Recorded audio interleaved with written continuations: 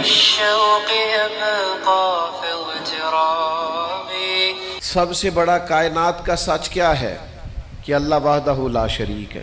یہ کائنات کی سب سے بڑی صداقت ہے، سب سے بڑی حقیقت ہے، سب سے بڑا کائنات کا یہ ضابطہ ہے کہ اس مخلوق کا خالق، مالک، رازق اللہ ہے. لیکن اللہ کہتا ہے ادعو الی سبیل ربک بالحکمہ، کسی کو اللہ کی طرف بھی بلاؤ نا تو حکمت کے ساتھ بلاؤ. اللہ کے رستے کی بھی دعوت دو تو دانائی کے ساتھ دو. لوگوں کو اللہ کی جانب بھی بلاؤ تو تم معاملہ فہم بن کے بلاؤ.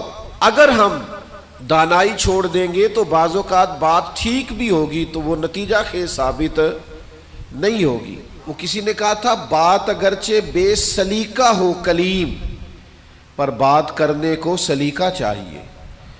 آپ سلیقے سے بات کریں، معاملہ پھر دیکھیں نا. نبی پاک صلی اللہ علیہ وسلم نے فرمایا اپنی اولاد کی بھی عزت کرو.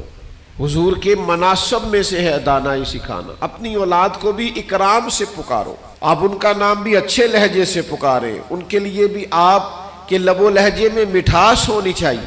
لیکن ہمارے ہاں یہ ہوتا ہے کہ بہت ساری جلد بازی، بہت ساری طبیعت کا الجھاؤ، بے چینی، بے قراری، ہر چیز کو سختی سے ٹھیک کرنے کی کوشش کرنا.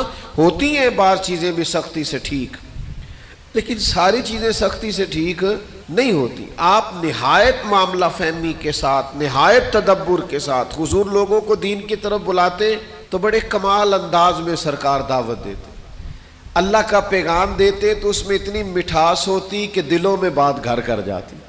کچھ لوگ کہتے ہیں جی، وہ ان کا اپنا فلسفہ ہے، کہتے ہیں جی میں چونکہ سچا ہوں اس لیے کڑوا ہوں، میں چونکہ سچ بولتا ہوں تو سچ کڑوا ہوتا ہے تو لہذا اس لیے میں لوگوں کو اچھا نہیں لگتا. تو میں ان سے کہا کرتا ہوں بھائی سچ نہیں کڑوا، آپ کا لہجہ کڑوا ہے. کائنات میں سب سے زیادہ سچ مدینے والے محبوب نے بولا ہے، اور اتنا میٹھا کر کے بولا ہے، اتنا پیارا کر کے بولا ہے کہ حضور سچ بولتے جاتے تھے اور سچ دلوں میں اترتا چلا جاتا تھا. سچ بولیں لیکن خوبصورتی سے، لیکن محبت سے، لیکن دانائی سے. یعنی ایک صحابی آئے تو ان کے چہرے پہ بڑا جلال تھا اور ان کے لہجے میں بڑا غصہ تھا اور وہ بڑے بے چین اور بڑے بے قرار تھے کہ یا رسول اللہ میں ان مشرکین کو چھوڑوں گا نہیں. حضور نے فرمایا کیا ہوا؟ یا رسول اللہ وہ آپ کا نام بگاڑ کے لیتے. وہ بگاڑ کے نام لیتے ہیں اس لیے کہ وہ کہتے ہیں اگر ہم محمد مان لیں تو محمد صلی اللہ تعالی علیہ وسلم کا تو مان ہے جس کی بار بار تعریف کی جائے. تو وہ نام بگاڑ کے لیتے ہیں اور نام بگاڑ کے آپ کو برا بھلا کہتے ہیں. تو سرکار مسکرائے، فرمایا پتہ نہیں وہ کس کو برا بھلا کہتے ہیں، پتہ نہیں وہ کس کا نام بگاڑتے ہیں، مجھے تو اللہ نے محمد بنا کے بھیجا ہے.